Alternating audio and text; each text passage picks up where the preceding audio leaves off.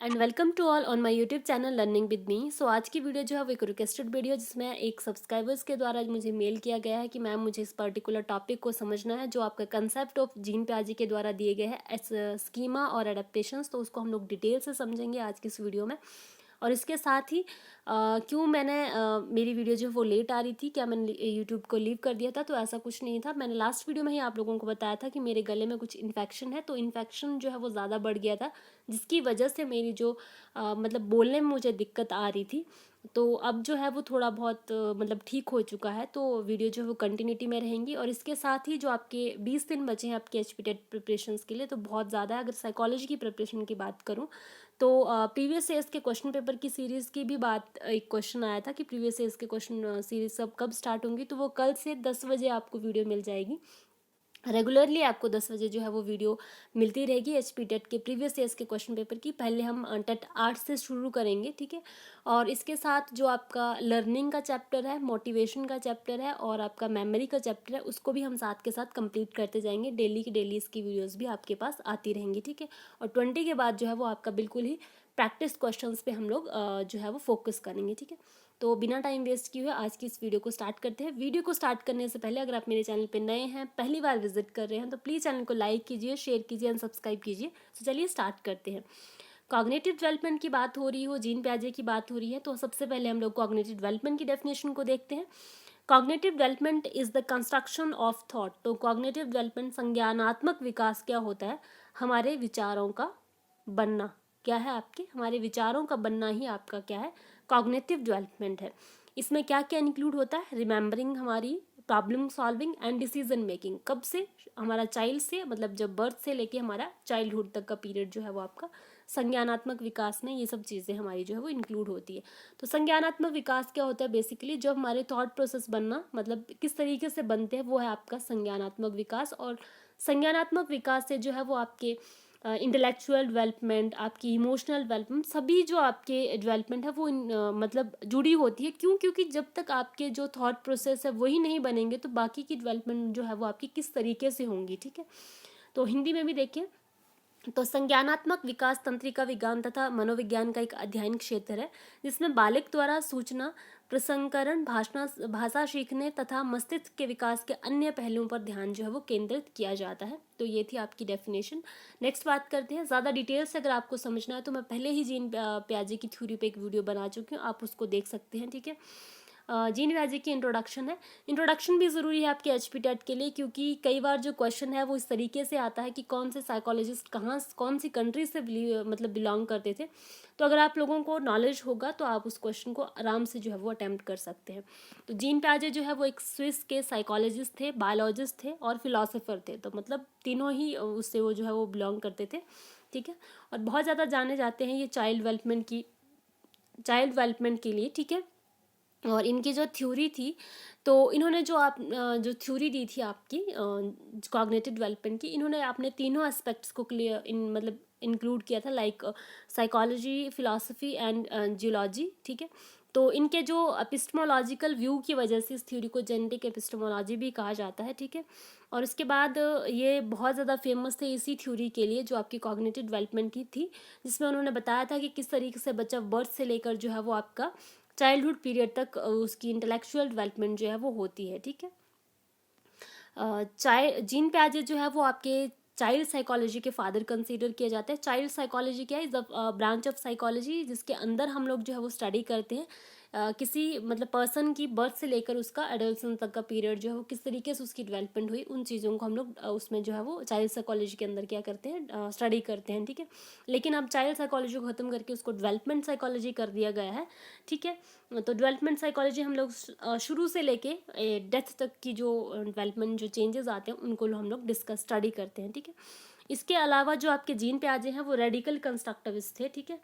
Constructivist कौन था? जब हम लोग साइकोलॉजी पढ़ेंगे तो उसके अंदर हम लोग कंस्ट्रक्टिविस्ट पढ़ेंगे, बिहेवियरिस्ट पढ़ेंगे और नेचरिस्ट पढ़ेंगे, ठीक है। तो जो आपके जीन प्याजे हैं वो रेडिकल कंस्ट्रक्टिविस्ट है। रेडिकल कंस्ट्रक्टिविस्ट कौन होते हैं? कंस्ट्रक्टिविस्ट वो होते हैं जो ये बिलीव करते हैं कि जो बच्चा है वो अपने ज्ञान का निर्माण स्वयं से करेगा, उसे किसी की हेल्प की ज़रूरत नहीं पड़ेगी। लाइक कोई रीइंफोर्समेंट देने की ज़रूरत नहीं है, कोई एक्सटर्नल मोटिवेशन हमें देने की ज़रूरत नहीं है, वो खुद से ही उस चीज़ को क्या करेगा, कंस्ट्रक्ट करेगा, मतलब एक साइंटिस्ट की तरह वो खोज करेगा, ये कहते हैं कंस्ट्रक्टिविस्ट। तो रेडिकल कंस्ट्रक्टिविस्ट जो आपके जीन पे आज थे वो रेडिकल कंस्ट्रक्टिविस्ट थे, जो ये बिलीव करते थे कि बच्चे को किसी भी प्रकार की reinforcement, trial and error method कुछ भी करने की ज़रूरत नहीं है, बच्चा खुद से जो है वो अपने ज्ञान को खोजेगा और खुद से उसका निर्माण करेगा, ठीक है। इसके अलावा जीन पे ने बच्चों को जो है वो लिटिल साइंटिस्ट की अवधारणा दी थी। उन्होंने कहा कि बच्चे जो है वो लिटिल साइंटिस्ट की तरह होते हैं, वो अपने मतलब खोज जो है वो करते रहते हैं। तो अगर क्वेश्चन ये भी कई बार पूछा जाता है कि लिटिल साइंटिस्ट की अवधारणा बच्चों को किसने दी है, तो वो आपके जीन प्याजे थे जिन्होंने बच्चों को लिटिल साइंटिस्ट कहा था, ठीक है। तो बहुत ज़्यादा ज़रूरी है जीन प्याजे की थ्योरी को समझने से पहले आपको जो है वो उनके जो इन्होंने कंसेप्ट दिए थे, मतलब जो इन्होंने कंसेप्ट दिए हैं उनको पहले जो पढ़ना ज़रूरी है। तो उन कंसेप्ट की तरह हम लोग बढ़ते हैं। पहला आता है स्कीमा और दूसरा आता है अडेप्टेशन। तो स्कीमा में क्या पढ़ेंगे?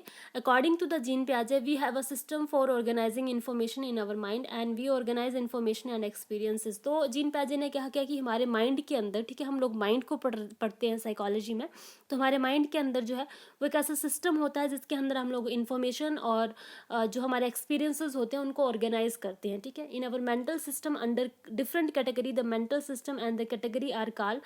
तो उन्होंने क्या कहा कि हमारे मेंटल सिस्टम के अंदर डिफरेंट डिफरेंट कैटेगरी में और डिफरेंट डिफरेंट मेंटल सिस्टम में इस चीज़ों को हम लोग जो है वो स्टोर करते हैं, तो उसको क्या कहते हैं? स्कीमा कहते हैं। तो बेसिकली स्कीमा क्या है? जो हमारे पास इन्फॉर्मेशन है, जो हमारे पास एक्सपीरियंस है, वो क्या है? हमारा स्कीमा है, ठीक है। और पॉकेट ऑफ इन्फॉर्मेशन क्या है? आपकी स्कीमा है। तो जीन प्याजे ने क्या कहा कि एक हमारे पास जो है वो एक रूम, मतलब एक रूम होता है, रूम के अंदर कुछ सब रूम्स होते हैं जिसमें हमारे डिफरेंट डिफरेंट जो इन्फॉर्मेशन है वो स्टोर रहती है। लेकिन मैंने टर्म क्या कही कि जो हमारे पास इंफॉर्मेशन है वो हमारा क्या है? स्कीमा है, ठीक है। तो लाइक कुकिंग का स्कीमा अलग कैटेगरी में, डांसिंग का स्कीमा अलग कैटेगरी में। तो क्या कहा उन्होंने कि जो हमारे पास मतलब मेंटल सिस्टम होता है उसमें डिफरेंट डिफरेंट कैटेगरी के जो हमारे पास इंफॉर्मेशन है वो डिफरेंट डिफरेंट सिस्टम में जो है वो आपके स्टोर रहती है, ये कहा आपके जीन प्याजे ने। तो स्कीमा क्या है? पॉकेट ऑफ इन्फॉर्मेशन ही आपकी क्या है? स्कीमा है, ठीक है। डिटेल से आपको समझ में आएगा जब हम लोग एग्जाम्पल करेंगे, ठीक है। नेक्स्ट है with the time we adjust with the environment is called adaptation. Adaptation की प्रोसेस क्या है? एक जनरल सी बायोलॉजी टर्म्स में भी बात करें तो अडेप्टेशन क्या होता है? अडेप्टेशन होता है जब पर्टिकुलर इन्वायरमेंट में जो है वो पर्टिकुलर जो ऑर्गेनिज्म होता है वो उस चीज़ में अडेप्ट हो जाता है, लाइक क्लाइमेट में मतलब मिलजुल जाता है, तो उसको हम अडेप्टेशन कहते हैं। यहाँ पे भी वही है, जब हम लोग कुछ टाइम के बाद उस पर्टिकुलर इन्वायरमेंट में खुद को फिट कर लेते हैं तो वो क्या है? आपका अडेप्टेशन। ये दो प्रोसेसेस में होता है। फर्स्ट आता है एसिमुलेशन, सेकंड वन आता है अकोमोडेशन, ठीक है। एसिमुलेशन को समझेंगे। एसिमुलेशन की प्रोसेस में क्या होता है? In the process of assimilation we fit new information into the existence schema. आपके पास एक पुरानी इन्फॉर्मेशन है और आपके पास एक नई इन्फॉर्मेशन आई है उसी कंसेप्ट के रिगार्डिंग, ठीक है। आप उस इन्फॉर्मेशन को जो है वो पुरानी वाली इन्फॉर्मेशन में फिट कर रहे हो, वो क्या है? आपका एसिमुलेशन का प्रोसेस है, ठीक है। मैं फिर से कह रही हूँ, मतलब एक पुरानी इन्फॉर्मेशन आपके पास और एक नई इन्फॉर्मेशन आ रही है उसी टॉपिक के रिगार्डिंग, और आप उस इन्फॉर्मेशन को फिट कर रहे हो उस मतलब पुराने वाले स्कीमा में, तो वो क्या है आपके पास? वो है आपके एसिमुलेशन की प्रोसेस, ठीक है।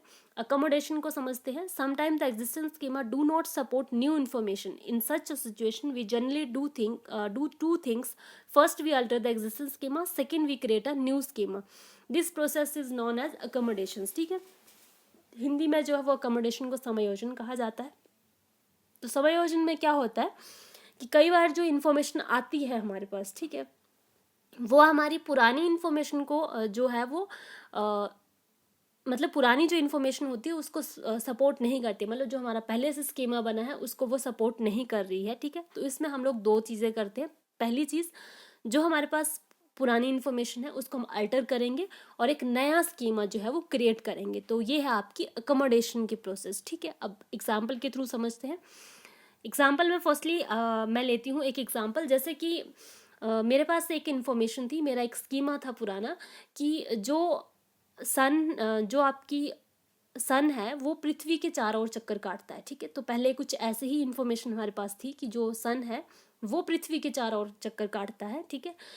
फिर क्या हुआ, विद इन अ टाइम जो आपकी खोजें होती है तो उसमें खोजबीन हुई और फिर पता चला कि जो सन है वो पृथ्वी के चारों ओर चक्कर नहीं काटता है, बल्कि जो पृथ्वी है वो सन के चारों ओर चक्कर काटती है। ठीक है, तो मेरा पुराना स्कीमा क्या था, मेरा पुराना स्कीमा था कि जो आपकी पृथ्वी है, जो आपका सन है, वो किसके अराउंड चक्कर काटता है, पृथ्वी के अराउंड चक्कर काटता है। ठीक है, अब मेरे पास एक नई इन्फॉर्मेशन आई कि जो आपका सन है वो चक्कर नहीं काटता है, बल्कि जो पृथ्वी है वो चक्कर काटती है आपके सन के अराउंड। ठीक है, नई इन्फॉर्मेशन आई, तो जब मैं उस नई इन्फॉर्मेशन को फिट कर रही हूँ अपने स्कीमा के अंदर, वो प्रोसेस क्या है, आपकी एसिमुलेशन है। ठीक है, अब अकोमोडेशन की बात करते हैं।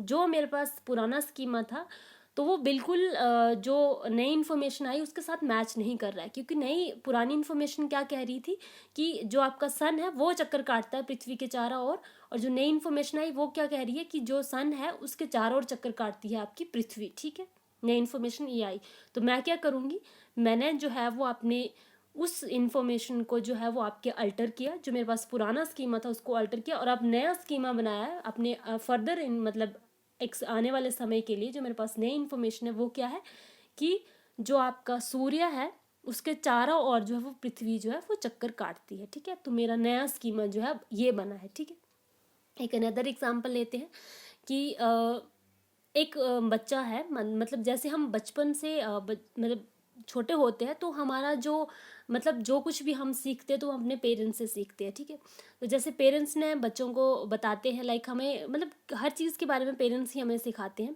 तो एक बच्चे को उसके पेरेंट्स ने मतलब मदर ने बताया कि जो मतलब फ्लाई करते हैं वो वर्ड्स होते हैं और वो एक नॉन लिविंग थिंग होती है। ठीक है, तो बच्चे के माइंड में एक स्कीमा बना हुआ है, मतलब उसके पास एक इन्फॉर्मेशन है कि जो उड़ते हैं वो पक्षी उड़ते हैं और वो एक संजीव वस्तु होते हैं। ठीक है, ये उसका स्कीमा है। ठीक है, उसके बाद क्या हुआ, एक बार उसने जो है वो आपके एरोप्लेन को उड़ते हुए देखा, तो उसने एरोप्लेन को उड़ते हुए देखकर क्या कहा कि ये पक्षी है। ठीक है, उसने एरोप्लेन को क्या कहा, पक्षी कहा। तब उसकी मदर ने उसे करेक्ट किया कि वो पक्षी नहीं है, वो एरोप्लेन है और वो नॉन लिविंग थिंग है और वो भी उड़ता है। ठीक है, अब इस समय क्या होगा कि बच्चे के पास एक नई इन्फॉर्मेशन आई है। क्या इन्फॉर्मेशन आई कि एरोप्लेन भी एक नॉन लिविंग थिंग है और वो भी उड़ता है। ठीक है, तो बच्चा जब उस इन्फॉर्मेशन को फिट कर रहा है अपने एग्जिस्टिंग स्कीमा में, मतलब जो उसके पास नई इन्फॉर्मेशन आई उसको फिट कर रहा है जो उसके पास पहले से स्कीमा बना हो उसके अंदर, तो वो है आपके एसिमुलेशन की प्रोसेस। ठीक है, अब समझते अकोमोडेशन। तो अकोमोडेशन में क्या होगा कि जो उसके पास एग्जिस्टिंग स्कीमा है, जो उसके पास ऑलरेडी उसके पास बना हुआ है, वो उसको अल्टर करेगा। ठीक है, अल्टर किस तरीके से करेगा, अब वो उसके पास नया स्कीमा क्या बनेगा कि पक्षी नहीं उड़ते हैं, पक्षी के साथ एक नॉन लिविंग थिंग होती है एरोप्लेन, वो भी क्या है फ्लाई करते हैं, तो उसका नया स्कीमा जो है वो अभी इस तरीके से बनेगा। ये है आपकी अकोमोडेशन की प्रोसेस। ठीक है, और एक अनदर एग्जांपल लेते हैं कि जैसे अभी मतलब फर्स्टली जब आपके ईयरफोन हम यूज़ करते थे तो वो वायर वाले ईयरफोन्स हम लोग यूज़ करते थे। ठीक है, तो मेरे पास एक स्कीमा, मेरा खुद का एक स्कीमा बना हुआ है कि जो हमारे ईयरफोन्स होते हैं वो वायर्स वाले ही ईयरफोन्स एग्जिस्ट करते हैं। ठीक है, मेरे पास एक स्कीमा था, लेकिन कुछ समय के बाद मैंने जो है वो वायरलेस ईयरफोन्स भी देखे। ठीक है, तो मेरे उसमें क्या माइंड में जो है वो एक मतलब जो मेरे पास एक स्कीमा था, मैंने उसे जो है मेरे पास एक नई इन्फॉर्मेशन है कि वायरलेस ईयरफोन्स भी होते हैं। ठीक है, तो मैंने उसको उसके साथ क्या किया, चेंज किया। ठीक है, जो मेरे पास नई इन्फॉर्मेशन आई उसको मैंने एग्जिस्टेंस स्कीमा में फिट करने की कोशिश की। फिट करने के बाद जो है वो आपकी जो फिट कर रही थी जिस समय में, वो आपकी कौन सी प्रोसेस है, एसिमुलेशन की प्रोसेस है। और जो अकोमोडेशन है वो क्या है आपका, मेरे पास जो नया मैं अपना नया स्कीमा क्रिएट करूँगी कि ईयरफोन जो होते हैं वो वायरलेस भी होते हैं, वायर वाले ही ईयरफोन्स ही नहीं होते हैं। ठीक है, तो मेरे पास ये नई मेरा स्कीमा बनेगा। ठीक है, इसी तरीके से आप इस चीज़ को अगर कोरिलेट करके पढ़ोगे, लाइक अपने डेली लाइफ्स के साथ, एक्सपीरियंसेस के साथ कोरिलेट करोगे, तो आपको कोई भी दिक्कत जो है वो इस टॉपिक में नहीं आएगी। तो आज की वीडियो में बस इतना ही। कल सुबह जो है वो 10 बजे आपके टेट आर्ट्स का क्वेश्चन पेपर रहेगा 2016 का, तो उसको हम लोग डिटेल से समझेंगे। ठीक है, मेरी एक रिक्वेस्ट है सभी से कि आप लोगों को अगर लगता है कि जो टेट प्रीवियस ईयर्स के क्वेश्चन पेपर होते हैं वो आप लोगों के लिए हेल्पफुल नहीं है, तो प्लीज़ वीडियोस को ना देखें, क्योंकि क्या है ऐसे, अगर आपका मतलब आपको लगता है कि आपका टाइम वेस्ट हो रहा है तो आपको टाइम वेस्ट करने की ज़रूरत नहीं है, ठीक है। बट अकॉर्डिंग टू मी जो प्रीवियस ईयर्स के क्वेश्चन पेपर होते हैं वो बहुत ज़्यादा हेल्पफुल होते हैं, ठीक है। सो आज की वीडियो बस इतना ही। प्लीज़ वीडियो को लाइक करें, शेयर करें एंड सब्सक्राइब करें अगर आपको लगता है तो, ठीक है। Thank you so much.